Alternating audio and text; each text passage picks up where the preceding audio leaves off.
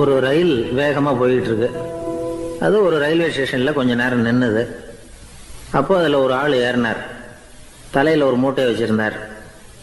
மூட்டையை தலையில் சுமந்துக்கிட்டே உள்ளே வந்தார். மூட்டையை தலையில் சுமந்துக்கிட்டே ஒரு இடத்துல உட்காந்தார். ரயில் மறுபடியும் புறப்பட்டது.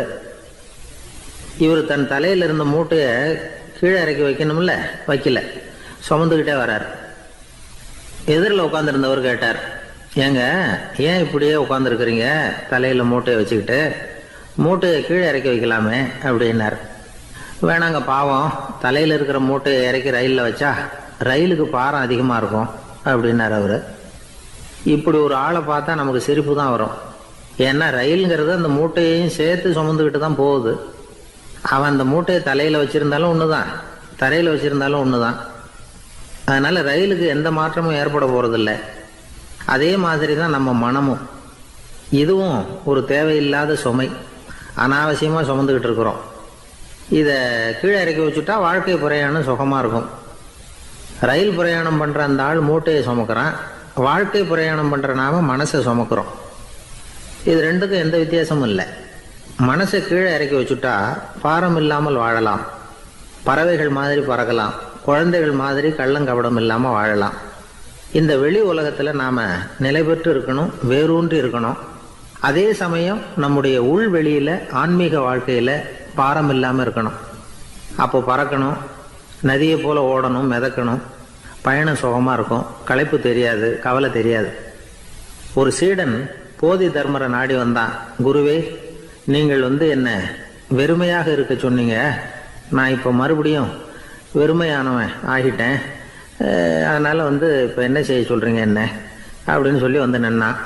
உடனே அந்த குரு பக்கத்தில் இருந்த ஒரு குச்சியை எடுத்து அவன் தலையில் அடித்து, போய் அந்த வெற்றுத்தன்மையையும் வீசி எறிந்து விட்டு வா அப்படின்னார். நான் இப்போ காலியாக இருக்கிறேன்னு ஒருத்தன் சொல்கிறான்னு வச்சுக்கோங்க, அது உண்மை இல்லை. ஏன்னா இன்னமும் அதில் நான்கிற எண்ணம் இருக்குது. எந்த சிந்தனையும் இல்லாமல் இருக்கிறது கடினம்தான். ஆனாலும் மனிதன் அதில் உள்ள நுட்பத்தை புரிஞ்சுக்கிட்டான்னா இவ்வளவு தூரம் தூக்கி சுமந்துக்கிட்டு வந்த அந்த மனதின் முட்டாள்தனத்தை அவனே பார்த்துட்டு சிரிப்பான். இதுதான் பெரியவங்க சொல்லியிருக்கிற ஆலோசனை. நம்மால் ஒருத்தன் தலையில் ஒரு பெரிய மூங்கில் கூடையோடு ரயிலில் உட்காந்தான். கூடை தலையில் இருந்தது, கீழே இறக்கி வைக்கல. எதிரில் இருந்தவர் கேட்டார், ஏங்க எதுக்காக அதை அனாவசியமாக சுமந்துக்கிட்டே இருக்கீங்க, கீழே இறக்கி வைங்களேன்னார். இல்லைங்க, நான் வீட்டை விட்டு புறப்படும் பொழுதே என் பையன் சொல்லிவிட்டான், கூடையை தலையை விட்டு இறக்கக்கூடாதுன்னு அப்படின்னார். அவன் சின்ன பையன், விவரம் இல்லாமல் சொல்லியிருப்பான். இப்போ என்ன நேரில் வந்தால் பார்த்துக்கிட்டு இருக்கிறான், நீங்கள் இறக்கி வைங்கன்னார் அவர். அவன் நேரில் பார்த்துக்கிட்டு இல்லை, இருந்தாலும் நான் இந்த கூடையை கீழே இறக்கி வச்சா அது அவனுக்கு தெரிஞ்சிடும் அப்படின்னாரு இவர். அது எப்படின்னார் அவர். அவன் தனக்கு டிக்கெட் வாங்க வேணாம்னு சொல்லி இப்போ இந்த கூடைக்குள்ளே தான் உட்காந்துருக்கிறான் அப்படின்னார் இவர். ஒரு பல்கலைக்கழகம், அங்கே ஒரு இலக்கிய பேராசிரியர், அவர் பாடம் நடத்திக்கிட்டு இருந்தார். ராபர்ட் ப்ரௌனிங் எழுதிய கவிதைகளை பற்றி சொல்லிகிட்டு இருக்கிறார். மாணவர்களும் ரொம்ப அக்கறையாக அதை கேட்டுக்கிட்டு இருக்கிறாங்க. ஒரு குறிப்பிட்ட கவிதையை பற்றி சொல்லும் பொழுது அந்த பேராசிரியருக்கே ஒரு சந்தேகம். அதாவது அந்த கவிதையின் சரியான அர்த்தம் என்னங்கிறதுல சந்தேகம். பேராசிரியர் யோசனை பண்ணார். அந்த கவிதையை முழுசாக புரிஞ்சிக்க முடியல. அதனால் மாணவர்களை பார்த்து சொன்னார், மாணவர்களே, ஒரு நாள் பொறுத்துங்க, இந்த கவிதையை எழுதின கவிஞர் எங்கள் வீட்டுக்கு பக்கத்தில் தான் இருக்கிறார். இன்னைக்கு சாயந்தரம் நான் அவரை நேரிலேயே போய் பார்க்குறேன், பார்த்து இதுக்கு என்னங்க அர்த்தம்னு கேட்டுட்டு வந்துடுறேன், அதுக்கப்புறம் உங்ககிட்ட சொல்கிறேன் அப்படின்னாராம். அன்னைக்கு சாயந்தரமே அந்த பேராசிரியர் கவிஞரை தேடிக்கிட்டு போயிட்டார். கவிஞர் அவங்க வீட்டில் அவர் பாட்டு உட்காந்துருந்தாராம். இவர் போய் அவர் முன்னாடி உட்காந்தார். அப்புறம் கேட்டார், ஐயா, அந்த கவிதையின் முழு பொருள் என்னன்னு தெரிஞ்சுட்டு போகிறதுக்காக வந்திருக்கிறேன் அப்படின்னாராம். எந்த கவிதை அப்படின்னாராம் அவர். இவர் அந்த கவிதையை சொல்லியிருக்கார். கவிஞர் கொஞ்சம் யோசனை பண்ணிவிட்டு அப்புறம் சொன்னாராம், பேராசிரியரே, நீங்கள் கொஞ்சம் தாமதமாக வந்துட்டீங்கன்னாராம். இவருக்கு ஒன்றும் புரியல. நீங்கள் என்ன சொல்கிறீங்க, நான் தாமதமாக வந்துட்டேன்னா? நீங்கள் தான் உயிரோடு இருக்கிறீங்களே, அப்படி இருக்கும்பொழுது நான் தாமதமாக வந்துட்டேன்னா அது எப்படி அப்படின்னு இவர் குழம்பி இருக்கிறார். இப்போ கவிஞர் சொன்னாராம், ஐயா, நான் உயிரோடு இருக்கிறேன்னா இல்லையாங்கிறது முக்கியம் இல்லை. நான் அந்த கவிதை வரிகளை எழுதினப்போ 2 பேருக்கு அதோட அர்த்தம் தெரிஞ்சிருந்தது. இப்போ ஒரே ஒருத்தருக்கு தான் அதோட அர்த்தம் தெரியும் அப்படின்னாராம். பேராசிரியர் யோசனை பண்ணியிருக்கார். அப்படின்னா அந்த ஒருத்தர் கவிஞர் ராபர்ட் ப்ரௌனிங்கை தவிர வேற யாரா இருக்க முடியும்? இவர் தான் அப்படிங்கிறத அவர் மனசில் நினச்சிக்கிட்டார். அதனால் சொன்னார், ஐயா நான் தாமதமாக வரல, அந்த கவிதையின் பொருள் என்ன அது சொல்லுங்கன்னார். பேராசிரியரே, நான் சொல்கிறது உங்களுக்கு புரியலன்னு நினைக்கிறேன். நான் இந்த வரிகளை எழுதினப்போ 2 பேருக்கு அதோட அர்த்தம் தெரிஞ்சிருந்தது. அந்த 2 பேர் யாருன்னா, ஒருத்தர் ராபர்ட் ப்ரௌனிங், அதாவது நான், இன்னொருத்தர் கடவுள். இப்போ அது கடவுளுக்கு மட்டும்தான் தெரியும். நானே இதை பற்றி பல தடவை யோசனை பண்ணி பார்த்தேன். இது ரொம்ப அழகானது, ஆனாலும் ரொம்ப வழுக்கலானது. அதை பிடிச்சிட்டோம்னு நினச்சிக்கிட்டு இருக்கும் பொழுதே காற்று மாதிரி அது உங்ககிட்ட இருந்து ஓடி போயிடுது. எனக்கு ரொம்பவும் வருத்தமாக தான் இருக்குது. நிச்சயமாக நான் தான் இந்த வரிகளை எழுதியிருக்கிறேன். அதில் அர்த்தம் இருக்குங்கிறது எனக்கு தெரியும், அதை நான் உணர்றேன். ஆனால் நீங்கள் என்னை மன்னிக்கணும், எனக்கே கூட அதை என்னால் விளக்க முடியல. அப்படி இருக்கும் பொழுது உங்களுக்கு எப்படி அதை நான் விளக்க முடியும் அப்படின்னாரா அந்த கவிஞர். அனுபவிக்கப்படக்கூடிய எல்லாமே விளக்கப்படக்கூடிய ஒன்றல்ல, விளக்கப்படும் எல்லாமே அனுபவிக்கப்படக்கூடிய ஒன்றல்ல அப்படிங்கிறது ஞானிகளுடைய கருத்து. அதுக்காக தான் அந்த சம்பவம். வாழ்க்கையில் நீங்கள் தொடர்ந்து ஆய்வு செய்து கொண்டே இருக்கக்கூடிய விளக்கங்களை ஒருபோதும் அடைய முடியாத பரிமாணங்கள் இருக்கிறதுனால தான் அது அலுப்பு தட்டாமல் இருக்குது. உங்களால் நிறைய அனுபவிக்க முடியும், இருந்தாலும் நீங்கள் அனுபவித்து அறிந்த விஷயங்கள் கூட வார்த்தைகளால் விளக்கப்பட முடிவதில்லை அப்படிங்கிறது பெரியோர் சிந்தனை. இதெல்லாம் ஒரு பக்கம் இருக்கட்டும். நமக்கு தெரிஞ்ச பேராசிரியர் ஒருத்தர் 1 மணி நேரம் ரொம்ப விவரமாக வகுப்பு எடுத்தார். கடைசியாக சொன்னார், மாணவர்களே, ரொம்பவும் எளிமையாக விளக்கமாக எல்லா விவரமும் சொல்லியிருக்கிறேன். அதனால் இதில் உங்களுக்கு சந்தேகம் வர்றதுக்கு வாய்ப்பே இல்லை. இருந்தாலும் கேட்க வேண்டிய கடமை கேட்குறேன். இது வரைக்கும் நடத்தினதில் யாருக்காவது ஏதாவது சந்தேகம் உண்டா அப்படின்னு கேட்டாராம். எனக்கு ஒரே ஒரு சந்தேகம்தான் சார் அப்படின்னு எழுந்திரிச்சு நிற்கிறான் ஒருத்தன். என்னன்னு கேட்டாராம். இது வரைக்கும் நீங்கள் என்ன பாடம் சார் நடத்துனீங்க அப்படின்னானா அவன். ஜவஹர்லால் நேரு பிரதமராக இருந்த சமயம் அவர் ஒரு தடவை சென்னைக்கு வந்திருக்கிறார். இங்கே சில முக்கிய நிகழ்ச்சிகளில் கலந்துக்கிறதுக்காக வந்திருந்தார். ஆளுநர் மாளிகையில் ஒரு நாள் ராத்திரி தங்கி மறுநாள் புதுடெல்லி புறப்படுறதாக ஏற்பாடு. நிகழ்ச்சியிலெல்லாம் முடிச்சுக்கிட்டு ஆளுநர் மாளிகையில் தங்கி இருக்கிறார். அன்றைக்கு இரவு படிக்கிறதுக்கு ஒரு முக்கியமான புத்தகம் அவருக்கு தேவைப்பட்டது. அந்த சமயத்தில் உலக அளவில் ஒரு முக்கியமான பொருளாதாரம் சம்பந்தமான ஒரு புத்தகம் வெளியாகி இருக்கிற விஷயம் அவருக்கு தெரியும். அந்த புத்தகம் மெட்ராஸுக்கு வந்திருக்குமா, அது இங்கே கிடைக்குமா அப்படின்னு விசாரிச்சிருக்கிறார் நேருஜி. அவர் இப்படி கேட்ட உடனே அங்கே இருந்தவங்கெல்லாம் ரொம்ப பரபரப்பாக செயல்பட ஆரம்பிச்சுட்டாங்க. முக்கியமான இடங்கள்ல எல்லாம் விசாரிச்சிருக்கிறாங்க, அந்த புத்தகம் உங்ககிட்ட இருக்கான்னு. சென்னையில் உள்ள கன்னிமாரா நூல் நிலையத்துக்கு எப்படியும் அந்த புத்தகம் வந்திருக்கணும் அப்படின்னு ஒரு நம்பிக்கை. அங்கே விசாரித்தாங்க. அந்த புத்தகம் 2 நாளைக்கு முன்னாடி தான் அங்கே வந்திருக்குது அப்படிங்கிற விஷயம் தெரிஞ்சுது. உடனே எல்லாரும் அங்கே ஓடினாங்க. அவங்களுக்கு இன்னொரு சந்தேகம், புத்தகம் வந்திருக்கு சரி, அது இந்த சமயத்தில் வேற யாரும் படிக்கிறதுக்கு எடுத்துகிட்டு போயிருக்கக்கூடாதே அப்படிங்கிற சந்தேகம். இருந்தாலும் மனசுக்குள்ள ஒரு தைரியம், இப்படி ஒரு புத்தகம் வெளிவந்திருக்கிற விஷயமே நேருஜி சொல்லி தான் நமக்கே தெரியும். அதுவும் இல்லாமல் உலக பொருளாதாரம் சம்பந்தமான ஏதோ ஒரு புத்தகம் அது, அதை போய் இந்த நேரத்தில் அவ்வளவு ஆர்வமாக யார் எடுத்துகிட்டு போயிட போகிறாங்க அப்படிங்கிற தைரியம். இந்த தைரியத்தோடு அந்த நூல் நிலையத்துக்கு ஓடினாங்க. புத்தகத்தை தேடினா அது கிடைக்கல, யாரோ எடுத்துகிட்டு போயிருக்கிறாங்க. நேருவுக்கு மட்டுமே தெரிஞ்சிருந்த அந்த புத்தகம் பற்றின விஷயம் சென்னையில் வேற ஒருத்தருக்கும் தெரிஞ்சிருக்குது. உடனே எல்லாரும் பரபரப்பாக அந்த அதுக்குன்னு இருக்கிற ரிஜிஸ்டர் இருக்குல்ல, பதிவேடு, அதை புரட்டி பார்க்குறாங்க யார் எடுத்துகிட்டு போகிறாங்கன்னு தெரிஞ்சுக்கிறதுக்காக. எடுத்துகிட்டு போனவங்க அதில் கையெழுத்து போட்டிருப்பாங்கல்ல, அதை பார்த்து யாருன்னு தெரிஞ்சுக்கலாம் அப்படிங்கிறதுக்காக தான் அதை புரட்டுறாங்க. அதோ அந்த புத்தகத்தோட பேர் பக்கத்தில் அதை எடுத்துக்கிட்டு போனவங்க கையெழுத்து உத்து பார்க்குறாங்க எல்லாரும். அதில் போட்டிருக்குது பேர் CN அண்ணாதுரை அப்படின்னு எழுதியிருந்தது. அவர் தான் பேரறிஞர் அண்ணா.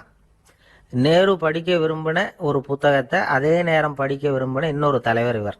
படிக்கிறதுல அவருக்கு இருந்த ஆர்வத்தை நாம் தெரிஞ்சுக்கணும்னா அதுக்கு எவ்வளவோ சம்பவங்கள் இருக்குது. கடைசி காலத்தில் அவர் அடையார் மருத்துவமனையில் படுத்திருக்கிறார். அவருக்கு ஒரு முக்கியமான அறுவை சிகிச்சை செய்ய வேண்டியிருக்குது அவசரமாக.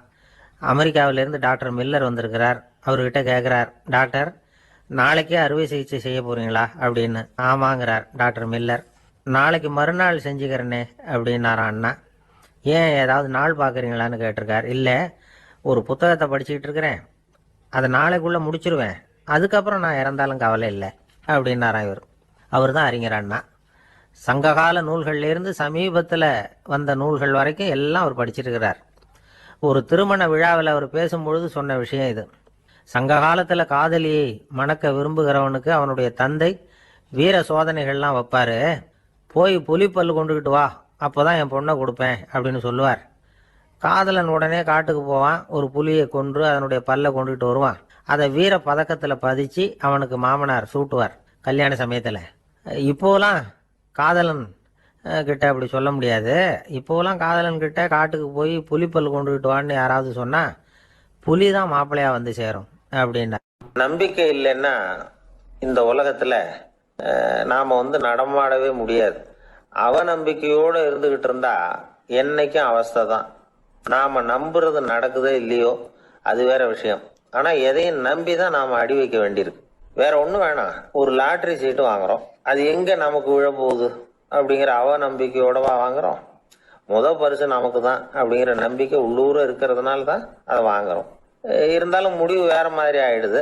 அதுக்காக மனசு சோர்ந்து போறதில்ல, அடுத்த மாசமும் சீட்டு வாங்குறோம். இந்த நம்பிக்கை தான் மனித வாழ்க்கைக்கு ஆதாரம். ஒரு கடையில் போய் டீ சாப்பிட்றீங்க, அந்த டீ நல்ல டீ தானா, அதில் விஷம் கலந்துருக்குமா அப்படிங்கிற சந்தேகம் வந்துட்டுதுன்னு வச்சுங்க. அதுக்கப்புறம் அதை எப்படி நீங்கள் சாப்பிட முடியும்? நம்பி தான் சாப்பிட்ணும். ரயில் ஒழுங்காக போய் சேருங்கிற நம்பிக்கை இருக்கிறதுனால தான் அதில் ஏறி உட்காடுறோம். லெட்டர் ஒழுங்காக போய் சேருங்கிற நம்பிக்கை இருக்கிறதுனால தான் பெட்டியில் போடுறோம். சரி, நம்ம கதையெல்லாம் நம்மளோட இருக்கட்டும். மனித நம்பிக்கை எந்த அளவுக்கு உறுதியாகவும் அறிவுபூர்வமாகவும் இருக்கணுங்கிறதுக்கு அலெக்சாண்டர் வாழ்க்கையில நடந்த ஒரு சம்பவத்தை உதாரணமா சொல்லலாம். இந்த உலகத்தையே ஜெயிக்கணும்னு புறப்பட்டார் அலெக்சாண்டர். ஒரு கட்டத்துல அவர் சிட்னஸ் நதி கரைக்கு சேர்ந்தார். அந்த சமயத்துல அவருக்கு கடுமையான நோய் வந்துட்டுது. அவரு கூடவே வந்திருந்த கிரேக்க வைத்தியர்கள் என்னென்னமோ முயற்சியெல்லாம் பண்ணி பார்த்தாங்க. இருந்தாலும் அலெக்சாண்டருக்கு வந்திருக்கிறது என்ன நோய்ங்கிறத அவங்களால கண்டுபிடிக்க முடியல. ஏன்னா அந்த பகுதியில் உள்ளவங்களுக்கு மட்டுமே அதிகமாக வரக்கூடிய ஒரு வினோதமான நோயா இருந்தது அது. ஆனா அவர் இருக்கிற இடம் எதிரியோட இடம், பாரசீக மன்னனோட ஆளுகைக்கு உட்பட்ட இடம். என்ன பண்றது அப்படின்னு எல்லாரும் யோசனை பண்ணாங்க. பாரசீக மன்னனோட அரண்மனையில் இருக்கிற வைத்தியர் வந்தா இந்த நோயை குணப்படுத்தி விடுவார் அப்படின்னு சொன்னாங்க. இருந்தாலும் எதிரியோட நாட்டில் இருக்கிற வைத்தியரை கூப்பிட்டு எப்படி நம்பி வைத்தியம் பார்க்க சொல்றது அப்படின்னு சொல்லி எல்லாரும் தயங்கினாங்க. ஆனா அலெக்சாண்டர் தயங்கல. பரவாயில்ல, அழைச்சிட்டு வாங்கன்னு விட்டார். உடனே அவரை போய் அழைச்சிட்டு வந்துட்டாங்க. அவர் வந்தாரு, அலெக்சாண்டர் உடம்ப பரிசோதனை பண்ணி பார்த்தார். சரி, இதை குணப்படுத்தி விடலாம், பயப்பட வேண்டியது இல்லை. ஆனா இதுக்கு ஒரு மூலிகை ரசம் தயார் பண்ணி கொடுக்கணும். நான் போய் அதை தயார் பண்ணிட்டு 2 நாள்ல திரும்பி வந்துடுறேன் அப்படின்னு சொல்லிவிட்டு போனார் அந்த வைத்தியர். அதே மாதிரி 2 நாள்ல திரும்பி வந்தார் மூலிகை ரசத்தோட. இதுக்கு இடையில அலெக்சாண்டரோட தளபதிகள்ல ஒருத்தர் ரகசியமா ஒரு எச்சரிக்கை கடிதம் கொடுத்து அனுப்பியிருக்கிறான். அதை வாங்கி என்ன விஷயம்னு பார்த்தார். இப்போ உங்ககிட்ட வந்திருக்கிற எதிரி நாட்டு வைத்தியரை நம்பாதீங்க, அவன் கொண்டுகிட்டு வந்திருக்கிற மூலிகை ரசத்துல விஷம் கலந்துருக்குது அப்படின்னு அதுல எழுதியிருக்கு. அதை பார்த்தார் அலெக்சாண்டர். இருந்தாலும் கொஞ்சம் கூட அலட்டிக்கல. வைத்தியர் கொடுத்த மருந்தை வாங்கி கடகடன்னு குடிச்சுட்டார். குடிச்சுட்டு அதுக்கப்புறம் அந்த கடிதத்துல இருந்த விஷயத்த அந்த வைத்தியர்கிட்ட சொன்னார். வைத்தியர் தகைச்சு போயிட்டார். தன் மேல அலெக்சாண்டர் வச்சிருக்கிற நம்பிக்கையை பார்த்து அவருக்கு ரொம்ப வியப்பு. வைத்தியர் உண்மையிலேயே நல்ல மருந்து தான் கொண்டுட்டு கொடுத்துருக்கிறார், அதுல விஷம்லாம் எதுவும் கலக்கல. அதுக்கப்புறம் அலெக்சாண்டர் அந்த வைத்தியரை பார்த்து சொன்னாராம், நம்பிக்கைங்கிற அச்சாணியை ஆதாரமா வச்சுக்கிட்டு தான் இந்த உலகம் சுத்திக்கிட்டு இருக்குது. எனக்கு எதிரியா இருந்தாலும் பாரசீக மன்னர் ரொம்ப பெரியவர். அப்பேற்பட்ட மன்னருடைய அரண்மனை வைத்தியர் தொழில் நேர்மை இல்லாதவரா இருக்க முடியாது, இருக்க மாட்டார். அப்படி இருந்தா அவரை அரண்மனை வைத்தியரா வச்சிருக்கவே மாட்டாங்க அப்படின்னு நம்பினேன். என்னுடைய நம்பிக்கை வீண் போகல அப்படின்னாராம். இதுதான் மானுட நம்பிக்கைங்கிறது. இந்த காலத்திலயும் இது மாதிரி இந்த மானுட நம்பிக்கையை ரொம்பவும் சாமர்த்தியமா கையாளுகிற கெட்டிக்காரங்க சில பேர் இருக்கிறாங்க.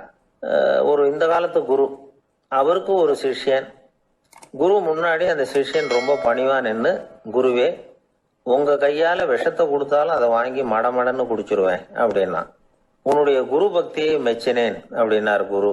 அதுக்கு அந்த சிஷ்யன், அப்படி இல்லை குருவே, உங்ககிட்ட சிஷ்யனா இருக்கிறத விட உங்க கையால விஷத்தை வாங்கி குடிச்சு விடுறது ரொம்ப நல்லது, அதனாலதான் அப்படி சொன்னேன் அப்படின்னா. ஒரு பெரிய அரசன் இந்த உலகம் பூராவையும் ஆண்டுகிட்டு இருந்தான். ரொம்ப காலம் அப்படி அரசாட்சி பண்ணிக்கிட்டு இருந்தான். திடீர்னு அவனுக்கும் சில எதிரிகள் முளைச்சாங்க. அவங்கெல்லாம் ஒன்று சேர்ந்து இவனை தோற்கடிச்சுட்டாங்க. தோற்று போனதும் இவனுக்கு பயம் வந்துட்டுது, எங்கே எதிரிகள் நம்ம கொண்டுடுவாங்களோ அப்படின்னு. வெளியில் வந்தால் தனக்கு ஆபத்துன்னு பயந்துக்கிட்டு யாருக்கும் தெரியாமல் ஒரு குகைக்குள்ளே போய் பதுங்கி கிடக்கிறான். நிலைமையை பாருங்கள். முதல் நாள் அரண்மனையில் அதிகாரம் பண்ணிக்கிட்டு இருந்தவன் மறுநாள் குகையில் பயந்து போய் பதுங்கி கிடக்கிறான். ராத்திரி நேரம் வந்தது, பசி வயத்தை கிள்ளுது, பிச்சை எடுத்து சாப்பிட வேண்டிய நிலைமை. பிச்சை எடுக்கிறதுக்கு பாத்திரம் வேணுமே, என்ன பண்ணுறது அப்படின்னு அங்கேயும் இங்கேயும் பார்க்குறான். ஒரு மூலையில் யாரோ விட்டுட்டு போன ஒரு ஓடு கிடக்குது. அதை எடுத்துக்கிட்டு புறப்பட்டான். இருட்டில் வழி புரியல. ஏதோ ஒரு யூகத்தில் காலை மெதுவாக எடுத்து வச்சு நடந்து போயிட்டுருக்கிறான். வழியில் ஒரு கருப்பு நாய் படுத்து கிடந்தது. இருட்டில் அவன் இது கண்ணுக்கு சரியாக தெரியல. அவனுக்கு தவறி போய் காலை வச்சுட்டான். அது மேலே நாய் சும்மா இருக்குமா, வள்ளுன்னு உழுந்து கடிச்சு விட்டுது. காலை பார்க்குறான், காலத்தையும் நினச்சி பார்க்குறான். அரண்மனையில் வீரக்கழல் அணிந்த காலை உடைய மன்னா அப்படின்னு புகழ்வாங்களே புலவர்கள்லாம். ஆனால் அது இன்றைக்கி நாய் கடித்த காலம் ஆயிட்டுதே அப்படின்னு நினைக்கிறான். அது மட்டும் இல்லை, முன்னாடியெல்லாம் பொற்கிண்ணங்களில் தான் அவன் சாப்பிடுவான். ஆனால் இப்போது உடஞ்சி போன ஓட்டு, அது ஓட்டை கையில் வச்சுக்கிட்டு நிற்கிறான். அதில் யாராவது சாப்பாடு போடுவாங்களான்னு. முன்னாடியெல்லாம் நிறைய பேர் அரண்மனைக்கு வருவாங்க. அரசருக்கு காணிக்கைன்னு சொல்லி இவன் காலடியில் கொண்டாந்து கொட்டுவாங்க.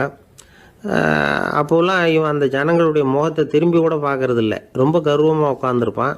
அதே ஆள் இன்றைக்கி எல்லார் கண்ணுலேயும் படுறது மாதிரி பிச்சை எடுத்துக்கிட்டு இருக்கிறான். அப்போலாம் காணிக்கைகளை தன்னுடைய கையால் வாங்கிறது தனக்கு கௌரவ குறைச்சல்னு நினச்சி தன்னுடைய வேலைக்காரங்களை விட்டு தான் அதை வாங்க சொல்லுவான். இப்போ பார்த்திங்கன்னா அவனே தன் கையாலேயே பிச்சை வாங்குறான். நினச்சி பாருங்கள், அந்த மனுஷன் நாள் அரசன், மறுநாள் பிச்சைக்காரன். எவ்வளோ வித்தியாசம்! செல்வம் தான் இப்படி ஒரு வித்தியாசம் ஏற்படுறதுக்கு காரணம். அப்படிப்பட்ட செல்வம் வாழ்க்கையை நடத்துறதுக்கு நமக்கு தேவை தான். ஆனால் அதையே நாம் அடைய வேண்டிய பயனாக நினைக்கிறோம் பாருங்கள், அதுதான் வேடிக்கை. இதை நம்மாழ்வார் அழகாக ஒரு பாசுரத்தில் சொல்கிறார். ஒரு நாயகமாய் ஓட உலகுடன் ஆண்டவர், கருணாய் கவர்ந்த காலர், சிதைகிய பானையர், பெருநாடு காண இம்மையிலே பிச்சைதாம் கொள்வர், திருநாரணன் தாழ் காலம் பெற சிந்தித்து உய்மினோ அப்படிங்கிறார் நம்மாழ்வார். ஒரு பெரிய பணக்காரர் ஒரு துறவிகிட்ட போய், சாமி என்கிட்ட நிறைய பணம் இருக்குது, இருந்தாலும் நிம்மதி இல்லை, என்னால் நிம்மதியாக இருக்க முடியல, என்ன காரணம்னு கேட்டாராம். உடனே அந்த துறவி இதுக்கு நேரடியாக பதில் சொல்லாமல் பக்கத்தில் நின்றுக்கிட்டு இருந்த ஒரு குழந்தைய கூப்பிட்டார். அது ஓடியாந்தது. ஒரு ஆப்பிள் பழத்தை எடுத்து அது கையில் கொடுத்தார். அதை வாங்கிக்கிட்டு குழந்தை சிரிச்சுது. இன்னொரு பழத்தை எடுத்து கொடுத்தார். அதை இன்னொரு கையில் வாங்கிட்டு சிரிச்சுது. மூணாவது ஆப்பிளை எடுத்து கொடுத்தார். 2 பழத்தையும் நெஞ்சில் அணைச்சிக்கிட்டு 3ஆவது பழத்தையும் வாங்கிறதுக்கு முயற்சி பண்ணிச்சு. ஆனால் அது உடனே நழுவி கீழே விழுந்து உருண்டு ஓடிச்சு. ஏற்கனவே இருந்ததும் விழுந்துட்டுது. இப்போ அந்த குழந்தை அழ ஆரம்பிச்சுட்டுது. இப்போ அந்த துறவி பணக்காரர்கிட்ட சொன்னாராம், குழந்தைய கவனிச்சியா, 2 ஆப்பிள் போதும்னு அது நினச்சிருந்தா இப்போ அது அழ வேண்டிய அவசியம் வந்திருக்குமா அப்படின்னாராம். எதுவுமே அளவுக்கு மிஞ்சினா துன்பந்தான். இந்த காலத்தில் இதெல்லாம் யார் காதில் வாங்குறாங்க? ஒருத்தனை நல்ல வழிக்கு கொண்டு வரணும்னு நினச்சி அவனை கூப்பிட்டு உட்கார வச்சு இந்த கதையை சொல்லிகிட்டு இருந்தாங்க. சொல்லிவிட்டு அந்த குழந்தை செஞ்சது தப்பு தானே அப்படின்னு கேட்டிருக்கிறாங்க. ஆமாம், தப்பு தான், நானாக இருந்தால் அப்படி செஞ்சுருக்க மாட்டேன் நானா இவன். 2 பழமே போதும்னு சொல்லியிருப்பியா அப்படின்னு கேட்டிருக்காங்க. அப்படி இல்லைங்க, அவர் கொடுக்க ஒவ்வொரு பழமாக வாங்கி பின்னாடி வச்சுட்டு மறுபடியும் கையை நீட்டுவேன் அப்படிங்கிறானா. இவெல்லாம் எந்த காலத்தில் திருந்துறது? ஒரு ஊரில் ஒரு பெரிய ஞானி இருந்தார். அவர் படுக்கையில் இருந்தார். இன்னும் கொஞ்ச நேரம்தான் அவர் இந்த உலகத்தில் இருக்க போகிறார். அவரை சுற்றி ஏகப்பட்ட கூட்டம். ஏற்கனவே அவருடைய உபதேசங்களை கேட்டவங்க பல பேர் அவரை சுற்றி நிற்கிறாங்க. அந்த ஞானி மெதுவாக கண்ணை திறந்து பார்க்குறார். எல்லாரும் அவருடைய கடைசி வார்த்தையை கேட்கறதுக்காக அவளோட காத்துக்கிட்டு இருக்கிறாங்க. அந்த ஞானி மெதுவாக பேச ஆரம்பித்தார். நான் என்னுடைய வாழ்நாள் பூராவும் உங்களுக்கு நிறைய போதனைகள் சொல்லிக்கிட்டு இருக்கிறேன். பேரானந்தம், மகிழ்ச்சி, தியானத்தன்மை, இதை பற்றியெல்லாம் சொல்லியிருக்கிறேன். இப்போ நான் வேற ஒரு கரைக்கு போய்கிட்டு இருக்கிறேன். நான் இனிமேல் இந்த கரையில் இருக்க மாட்டேன். நீங்கள் நான் சொன்னதையெல்லாம் கேட்டீங்க, ஆனால் எதையும் நீங்கள் நடைமுறைப்படுத்தி பார்க்கல. எல்லாம் கேட்டதோடு சரி, அதோட விட்டுவிட்டீங்க. அப்புறம் அதை தள்ளி போட்டுக்கிட்டே வந்துட்டீங்க. மேலும் அதை தள்ளி போடுறதுல எந்த பிரயோஜனமும் கிடையாது. இப்போ நான் போய்கிட்டு இருக்கிறேன். உங்களில் யாராவது என்னோட வர்றதுக்கு தயாரா அப்படின்னு கேட்டார். அவ்வளவுதான், யாரும் வாயை திறக்கல. ஒரே மௌனம், சத்தமே இல்லை. ஒருத்தர் பார்த்துக்கிட்டே நிற்கிறாங்க. அந்த கூட்டத்தில் ஒரு ஆள் அந்த ஞானி கூடவே 40 வருஷத்துக்கு மேலே இருந்திருக்கிறான். அவனும் வாயை திறக்காம இன்னொருத்தன் முகத்தை பார்த்துக்கிட்டே நிற்கிறான். இந்த சமயத்தில் பின்னாடி நின்றுட்டு இருந்த ஒருத்தன் கையை தூக்கினான். ஞானி அவனை பார்த்தார். சரி, ஒருத்தனுக்காவது நம்மோட வர்றதுக்கு தைரியம் இருக்குது அப்படின்னு நினைச்சார். ஆனால் அந்த ஆள் என்ன சொன்னான் தெரியுமா? ஐயா, நீங்க கேட்குறப்போ நான் உடனே எழுந்திருக்கல, கையை மட்டும்தான் தூக்கினேன். என்ன காரணம்னா, நான் எப்படி அடுத்த கரைக்கு வந்து சேர்றதுங்கிறத தெரிஞ்சுக்கிறதுக்காக தான். அந்த விவரத்தை மட்டும் இப்போ உங்ககிட்ட இருந்து நான் தெரிஞ்சுக்க ஆசைப்படுறேன். ஏன்னா இப்போ நான் உங்க கூட வர்றதுக்கு தயாரா இல்லை. எவ்வளவோ காரியங்களை நான் இன்னும் இங்க முடிக்க வேண்டி இருக்குது. வீட்டுக்கு ஒரு விருந்தினர் வந்திருக்கிறார். என்னுடைய இளைய மகனுக்கு கல்யாணம் பண்ணி வைக்கணும். அதனால இன்னைக்கு உங்க கூட வர முடியாது. அது மட்டும் இல்ல, இப்போ உங்க கூட அடுத்த கரைக்கு வந்தா திரும்பி வர முடியாதுன்னு வேற சொல்றீங்க. அதனால இப்ப நான் வரல. இன்னொரு நாள் நிச்சயமா நான் வர்றேங்க, வந்து உங்களை சந்திக்கிறேன். அதனால இப்ப நீங்க இன்னொரு தடவை எங்களுக்கு விளக்கமா சொல்லணும். ஏற்கனவே பல தடவை சொல்லியிருக்கிறீங்க. தயவு பண்ணி இப்போ ஒரு தடவை சொன்னீங்கன்னா சௌகரியமா இருக்கும். அந்த அடுத்த கரையை அடையிறது எப்படி, இப்போ ஒரு தடவை அதை விளக்கமா சொல்லிட்டீங்கன்னா நல்லா ஞாபகப்படுத்திக்குவேன். அது சரியான சமயம் வர்றப்போ இது எனக்கு உதவியா இருக்கும் அப்படின்னு நானா. ஆனா உண்மை என்ன தெரியுமா, அந்த சரியான சமயம் வரவே இல்லை அப்படிங்கிறது தான் உண்மை. இப்படி அந்த கதை முடியும். இந்த கதை அந்த ஒரு ஆளுக்கு மட்டும் இல்ல, கிட்டத்தட்ட எல்லாருக்குமே அது பொருந்தும் அப்படிங்கிறாங்க விவரம் தெரிஞ்சவங்க. எல்லாருமே அந்த சரியான தருணத்துக்காகத்தான் காத்துக்கிட்டு இருக்கிறாங்களாம். அதுக்காக ஜோசியம் பாக்குறாங்க, கைரேகை பாக்குறாங்க, நாளைக்கு என்ன நடக்குங்கிற ஆவல்ல எல்லாரும் காத்துக்கிட்டு இருக்கிறாங்க. ஆனா அந்த ஒரு நாள் ஒருபோதும் வரப்போறது இல்லை. நீங்க தள்ளி போடுறதுக்காக பல அர்த்தமில்லாத காரணங்களை தேடுறீங்க அப்படிங்கிறார் ஒரு ஞானி. காத்திருக்கிறதுலேயே நம்ம காலம் ஓடி போயிடுது. ஏன்னா இன்னைக்கு நாம சிந்திக்கிறது நாளைக்கு நாம சிந்திக்கிறது இல்லை. ஒவ்வொரு நாளும் ஒவ்வொரு மாதிரி போயிடுது. நாளைக்கு மறுநாளை பத்தியே சிந்திக்கிறோம். இப்படியே அது பாட்டுக்கு போயிடும். கரையை தொட்டு பார்க்கறது எப்போ, இதுதான் கேள்வி. நமக்கு வேண்டியப்பட்ட ஒருத்தர் ஒரு ரயில்வே பிளாட்ஃபாரத்தில் நின்றுட்டு இருக்கிறார். அங்க இருக்கிறவங்க கிட்ட கேட்கிறாராம், விசாரிக்கிறார். ஏங்க கிழக்க போற ரயில் போயிட்டுதுங்களான்னாராம். போயிட்டுதுன்னு இருக்கிறாங்க. கொஞ்ச நேரம் கழிச்சு, ஏங்க மேற்க போற ரயில் போயிட்டுதுங்களான்னு கேட்டிருக்காரு. போயிட்டுதுங்களான் இருக்காங்க. அப்புறம் கொஞ்ச நேரம் கழிச்சு மறுபடியும், ஏங்க 10:30 மணி வண்டி போயிட்டுதான்னு கேட்டிருக்காரு. தொடர்ந்து காலையில இருந்து சாயந்தரம் வரைக்கும் இப்படி ஒரே இடத்துல நின்றுட்டு கேட்டுக்கிட்டே இருக்கிறார். இதை பார்த்துக்கிட்டு இருந்த ஒருத்தர் அவர்கிட்ட ஏங்க நீங்க எங்க போகணும் அப்படின்னு கேட்டாராம். இவர் மெதுவா சொன்னாராம், இந்த ரயில்வே லைனை தாண்டி அந்த பக்கம் போகணும் அப்படின்னாராம். ஒரு வயசான அம்மா ஒரு நாள் ஃபோன் பண்ணாங்க. ஐயா, நான் இந்த தகவல் நிகழ்ச்சியை தினமும் கேட்குறேன். உங்ககிட்ட ஒரு கேள்வி கேட்கணும் அப்படின்னாங்க. என்னங்க அப்படின்னோம். எனக்கு சொந்தமாக ஒரு நல்ல வீடு இருக்குது, வேணுங்கிற அளவுக்கு பணமும் இருக்குது, கணவரும் ரொம்ப நல்லவர், ரிட்டையர் ஆகி வீட்டில் தான் இருக்கிறார், பிள்ளைங்கள்லாம் பெரிய பெரிய உத்தியோகத்தில் இருக்கிறாங்க, அதில் ஒருத்தன் ஐஏஎஸ்ஸு, பணம்லாம் கூட நிறைய கொண்டாந்து கொடுக்குறாங்க. அப்படி இருந்தும் என் மனசில் நிம்மதி இல்லை, வாழ்க்கையில் ஒரு நிறைவு இல்லை அப்படின்னாங்க. ஏன்னு கேட்டோம். அதைத்தான் நான் உங்களை கேட்குறேன், ஏன் அப்படி அப்படின்னு திருப்பி கேட்குறாங்க. எங்களுக்கு ஒன்றும் புரியல. கொஞ்ச நேரம் குழம்பி போயிட்டோம். இருந்தாலும் அதை அவங்கக்கிட்ட காட்டிக்காம கொஞ்சம் சாமர்த்தியமா, ஏம்மா உங்கள் மனசில் நீங்கள் ஏதோ ஒன்று எதிர்பார்க்குறீங்க, அது நிறைவேறல அப்படித்தானே அப்படின்னு கேட்டோம். ஆமாம் அப்படின்னாங்க.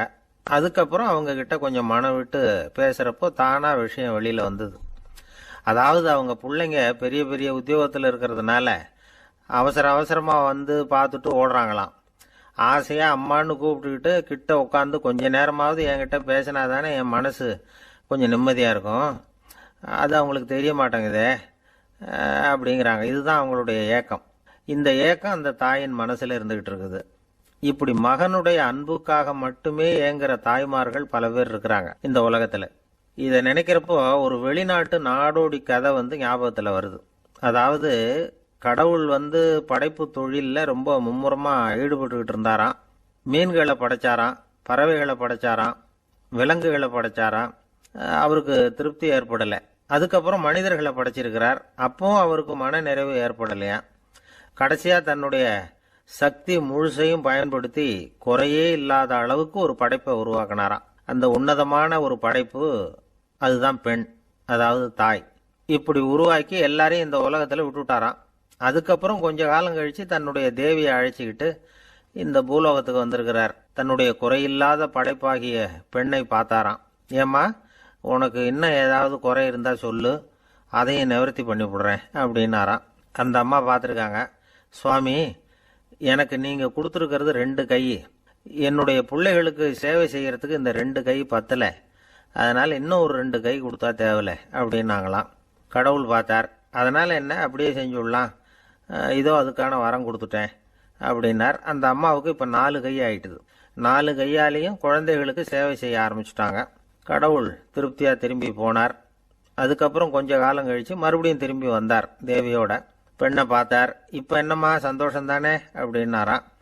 அதுக்கு அந்த அம்மா, சந்தோஷம்தான், இருந்தாலும் இப்போ எனக்கு இருக்கிற 2 காலும் போதில்ல, இன்னும் ஒரு 2 கால் இருந்தால் தேவையில்ல, நிறைய ஓடி ஆடி பிள்ளைகளுக்காக வேலை செய்ய வேண்டியிருக்குது அப்படின்னாங்களாம். சரின்னு சொல்லி 4 கால் இருக்கிறது மாதிரி செஞ்சுட்டு போயிட்டார் கடவுள். மறுபடியும் கொஞ்ச நாள் கழித்து தேவி சொன்னாங்க கடவுள்கிட்ட, நீங்கள் என்னதான் முயற்சி பண்ணினாலும் முழுமையான ஒரு படைப்பை உங்களால் உருவாக்க முடியாது, அப்படிதான் நான் நினைக்கிறேன் அப்படின்னாங்களாம். அப்படியா சொல்கிறேன், வா அந்த பொண்ணை பார்த்துட்டு வருவோம் அப்படின்னு புறப்பட்டு இங்கே வந்தாங்களாம். இங்கே வந்து பார்த்தா 4 கால் 4 கையோடு அந்த பொண்ணு ஒரு செவுத்துல சாஞ்சி உட்காந்து அழுதுகிட்டு இருக்குது. இப்போ தேவி அந்த பொண்ணை சுட்டி காட்டி கடவுள்கிட்ட கேட்டாங்களாம், ஏங்க நீங்கள் அந்த பொண்ணுக்கு கையை கொடுத்தீங்க, காலை கொடுத்தீங்க, சரி, அந்த கண்ணீரையும் எதுக்காக கொடுத்தீங்க அப்படின்னு கேட்டாங்களாம். அதுக்கு கடவுள் சொன்னாராம், கையை கொடுத்தது நான் தான், காலை கொடுத்தது நான் தான், ஆனால் அந்த கண்ணீரை கொடுத்தது நான் இல்லை, அதை கொடுத்தது அந்த அம்மாவோட பிள்ளைங்க அப்படின்னாராம். இன்றைக்கும் அப்படித்தான் பல பிள்ளைங்க அவங்க அம்மாவுக்கு கண்ணீரை தான் கொடுத்துக்கிட்டு இருக்கிறாங்க.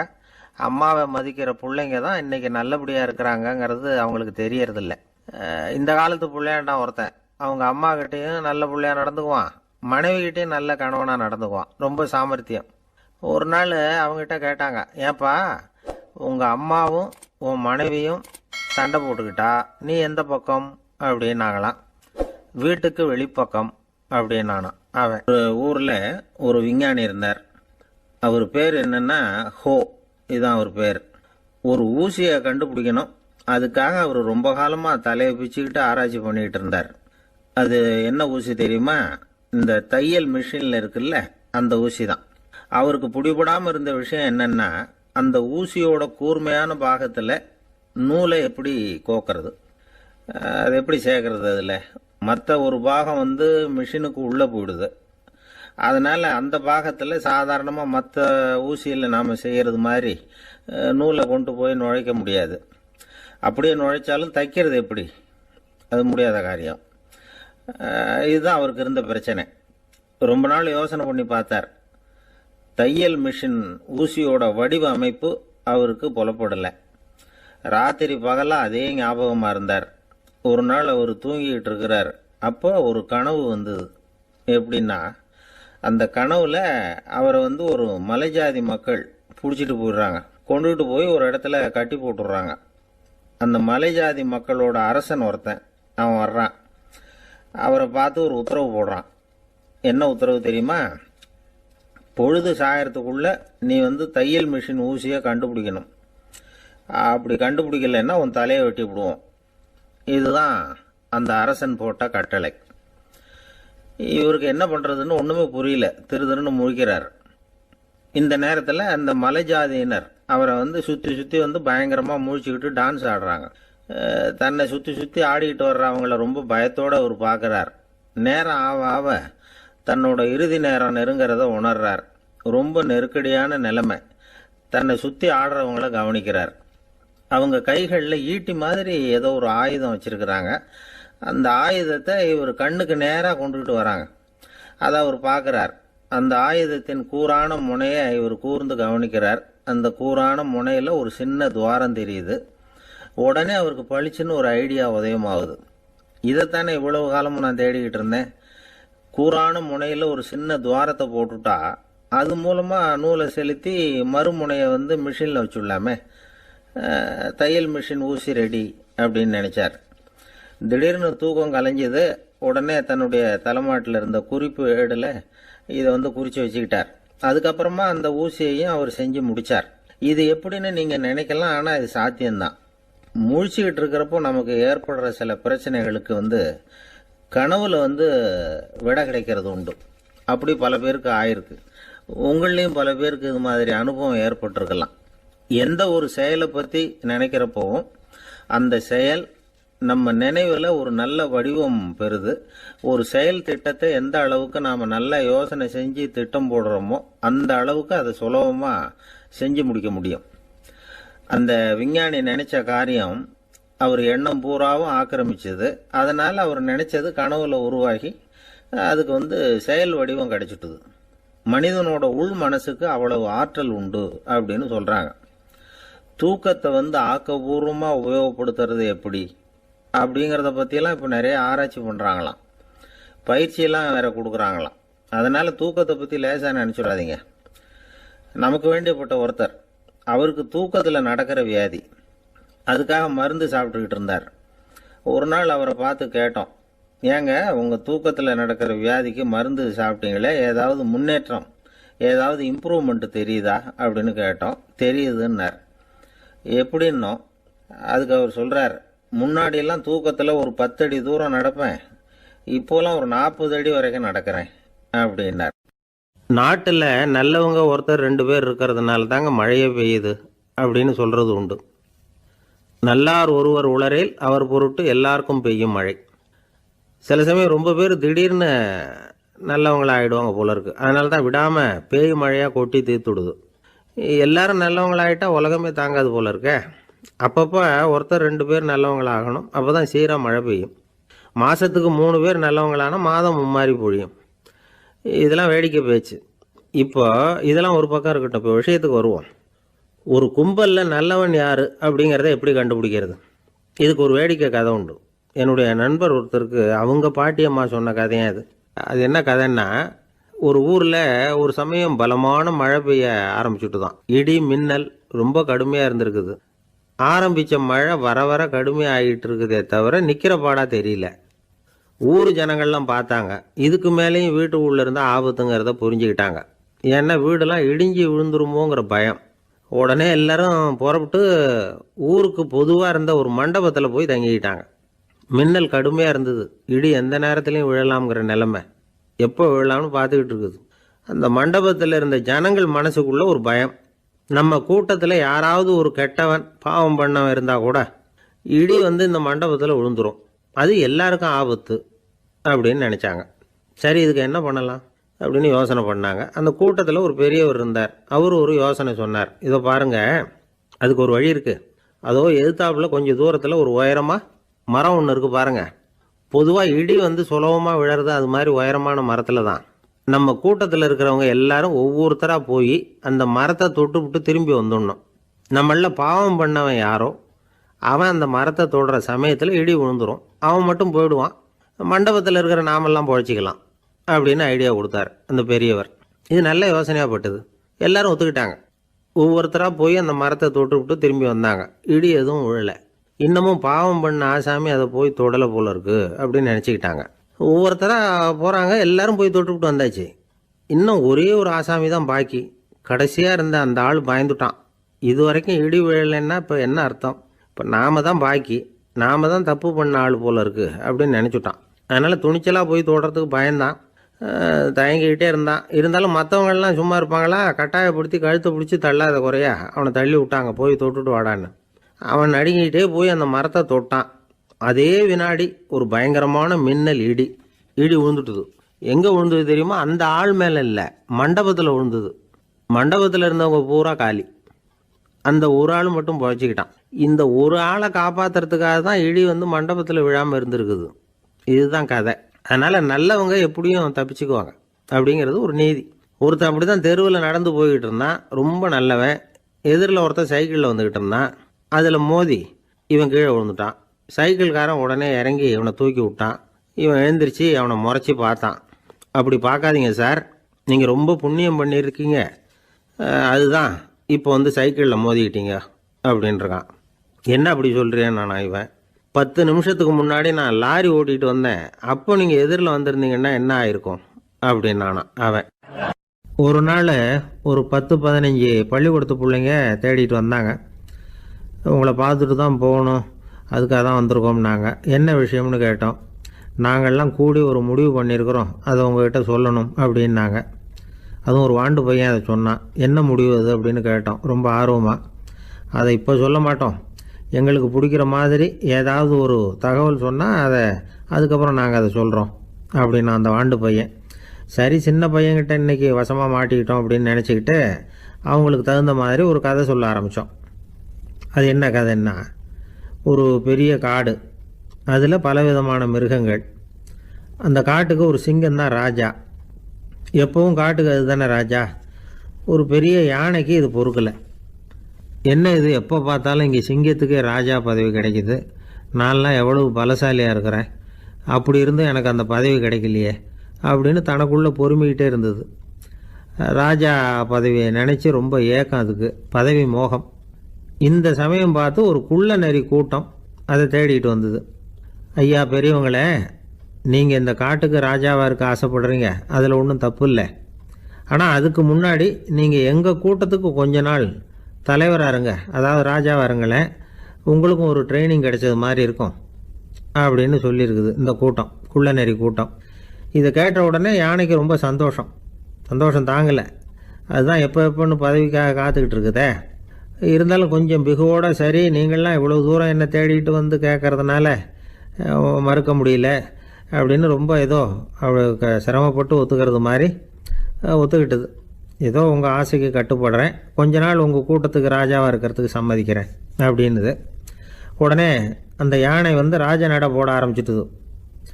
யானை சாதாரணமாக நடந்தாவே எப்படி இருக்குங்கிறது நமக்கு தெரியும். அதுவே ராஜ நடந்தால் எப்படி இருக்கும் கற்பனை பண்ணி பாருங்கள். யானை முன்னாடி கம்பீரமாக போய்கிட்டு இருக்குது, தலைவர் இல்லையா, அதனால் குள்ள நரிகள்லாம் ரொம்ப அடக்கமாக அது பின்னாடி அணிவகுத்து போயிட்டு இருக்குது. ராஜா வாழ்க, மன்னர் வாழ்க அப்படின்னு கோஷம் வேற. யானைக்கு தலைகால் புரியல, அவ்வளவு சந்தோஷம். அந்த யானைக்கு செருக்கு, ஆணவம் எல்லாம் ஏற்பட்டு போச்சு. அதுக்கப்புறம் அது தரையை பார்க்குமா, நிமிர்ந்து நடக்க ஆரம்பிச்சுட்டுது. தரையை பார்க்குறதே இல்லை. அப்படி போயிட்டுருக்கிறப்போ ஒரு சதுப்பு நிலத்தில் திடீர்னு காலை வச்சுட்டுது. அவ்வளோதான், கால் உள்ளே போட்டுது. இன்னொரு காலை எடுத்து வச்சுது, அதுவும் உள்ளே போட்டுது. அந்த 2 காலையும் எடுக்கிறதுக்காக அடுத்த 2 காலையும் அழுத்திச்சு, அதுவும் உள்ளே போக ஆரம்பிச்சுட்டுது. இப்போ 4 காலம் வசமாக சேத்துல அழுந்தி போச்சு, எடுக்க முடியல. குள்ள நரிகள்லாம் அதை சுற்றி சுற்றி வந்தது. சிலது சுற்றி நின்று டான்ஸ் ஆட ஆரம்பிச்சுட்டுது யானையை பார்த்துட்டு. இதை யானை பார்த்தது. என்ன இது, தலைவர் நான் தவிச்சிக்கிட்டு இருக்கிறேன், தொண்டர்கள்லாம் சுற்றி நின்று வேடிக்கை பார்த்துக்கிட்டு இருக்கிறீங்க, டான்ஸ் ஆடுறீங்க அப்படின்னு கேட்டுதான். தொண்டர்களே, தலைவர் நான் தவிச்சிக்கிட்டு இருக்கிறது உங்களுக்கு தெரியலையா? இப்போ உடனே உங்கள் தலைவரை காப்பாற்ற வேண்டியது உங்கள் கடமை இல்லையா அப்படின்னு கத்துச்சான் அந்த யானை. குள்ள நரிகளில் ஒன்று முன்னாடி நின்று அந்த யானையை பார்த்து தான், தலைவரே எங்களுக்கு ரொம்ப நாளாக ஒரு ஆசை, அந்த ஆசையை நிறைவேற்றிக்கிறதுக்காக தான் உங்களை எங்கள் தலைவராக ஏற்றுக்கிறோம்னு சொன்னோம் அப்படின்னு தான். என்ன ஆசைன்னு கேட்டிருக்கு யானை. யானை கறி சாப்பிட்டு பார்க்கணுங்கிறது எங்களுக்கு ரொம்ப நாளாக ஆசை, அது இன்றைக்கி தான் நிறைவேற போகுது அப்படின்னு தான் அந்த நரி. இதை கேட்ட உடனே அந்த யானை அப்படியே மூர்ச்சி ஆகிட்டு தான். நரிகள்லாம் அது மேலே ஏறி குதற ஆரம்பிச்சுட்டு தான். பதவி மேலே இருந்த பேராசை அந்த பலசாலியான யானையையே மாட்டி விட்டுட்டுது பார்த்தீங்களா அப்படின்னு சொல்லி முடித்தோம் இந்த கதையை அந்த சின்ன பிள்ளைங்கக்கிட்ட. சரிங்க, இப்போ நாங்கள் உங்களை தேடி வந்த விஷயம் என்னங்கிறத சொல்லவா அப்படின்னா ஒரு வாண்டு பையன். சீக்கிரம் சொல்லு தம்பி, சஸ்பென்ஸ் தாங்கலை அப்படின்னோம். அவன் மெதுவாக எங்களை பார்த்து சொல்கிறான், எங்களுக்கு கொஞ்ச நாள் நீங்கள் தலைவராக இருந்தால் தேவலை அப்படின்னா. நம்ம உடம்புல ரத்த அழுத்தம் இருக்குதே, அது நல்லதா கெடுதலா? உடனே அது கெடுதல்னு தான் சொல்லுவோம். ஆனால் உண்மை அது இல்லை. இயற்கையாக உள்ள ரத்த அழுத்தம் நம்ம உடம்புக்கு தேவையான ஒன்று. அந்த அழுத்தம் அதிகமாக போனாதான் கெடுதல். அதை தான் நாம் பிபின்னு சொல்கிறோம். ஆனால் அது உண்மையிலேயே உயர் ரத்த அழுத்தம், ஹைப்பர் டென்ஷன். இதயம்ங்கிறது ஓயாமல் வேலை செஞ்சுக்கிட்டு இருக்கிற ஒரு பம்பு. இதயம் சுருங்கி ரத்தத்தை பம்பு செய்கிறப்போ ரத்த அழுத்தம் கூடுதலாக இருக்கும். இதுக்கு பேர் சிஸ்டாலிக் பிளட் ப்ரெஷர் அப்படின்னு பேர். இதயம் விரிந்த நிலைக்கு திரும்புகிறப்போ ரத்த அழுத்தமும் குறையுது. இதுக்கு பேர் டயஸ்டாலிக் பிளட் ப்ரெஷர் அப்படின்னு பேர். இப்படி இது மாறி மாறி இருக்கும். இந்த பிபி 140 90 இப்படின்லாம் சொல்கிறாங்கல்ல, இதுதான். சீராக இருக்க வேண்டிய ரத்த அழுத்தம் ஒரு அளவுக்கு மேலே அதிகரிச்சுட்டா ஆபத்து ஆரம்பம்னு அர்த்தம். சரி, இந்த உயர் ரத்த அழுத்தம் உண்டாகிறதுக்கு என்ன காரணம்? இதனால தான் இது வருதுன்னு ஒரு காரணத்தை குறிப்பிட்டு சொல்ல முடியாது. ஆனால் வம்சாவளி காரணம், ரொம்ப டென்ஷனான சூழ்நிலையில் வேலை செய்யறது, உடம்பு குண்டா இருக்கிறது, இதெல்லாம் இந்த ஹை பிபிக்கு துணை செய்யுது. அப்படிதான் எடுத்துக்க வேண்டியிருக்குது. இது கிருமியினால ஏற்படுற வியாதி இல்லை, உடம்புல ஏற்படுற ஒரு பழுது, அவ்வளவுதான். 40 வயசுக்கு மேலதான் பொதுவா இது பாதிக்கும். அதெல்லாம் சரி, ஒருத்தருக்கு உயர் ரத்த அழுத்தம் இருக்குது, அதை கட்டுப்படுத்துறதுக்கு வழி ஏதாவது உண்டா? அப்படின்னா உண்டு. மருந்து கொடுத்தும் சரி பண்ணலாம். மருந்து இல்லாத சிகிச்சை முறைகளும் இருக்குது. இப்ப மருந்து சாப்பிட்றதுன்னா டாக்டர்கிட்ட போயிடலாம். அதுக்கு இப்ப சுமாரா 30 விதமான மருந்துகள் இருக்குதான். மருந்தோட உடல் கட்டுப்பாடும் மனக்கட்டுப்பாடும் சேர்ந்ததுன்னா ரொம்ப விசேஷம்.